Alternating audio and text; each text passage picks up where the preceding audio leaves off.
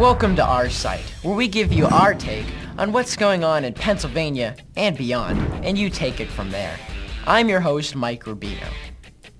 Unless you're some kind of freak, you've skipped class here or there, or maybe called off work a time or two. Maybe you even make it a habit of blowing off class and work whenever you could. But let's say you only showed up for class like half the time.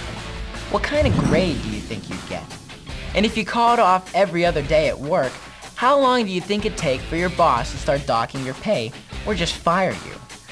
Well, if your name's Bobby Casey Jr., you don't get an F or a pink slip, you get a free pass. You see, since Bobby started running for U.S. Senate, he's shown up for his job as Pennsylvania's treasurer about half the time. I'm talking 5 days last September and 7 days in December. But he's still got his job and his full $135,000 salary. Well, at least he hasn't gotten a raise. Speaking of which, maybe we're better off with Bobby not going to work.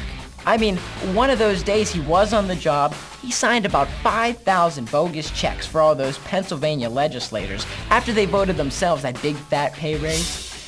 That was before he testified in court that the pay raise was illegal, which makes you wonder why he signed those checks, which made one of the state's biggest newspapers call for Casey to resign his job as treasurer.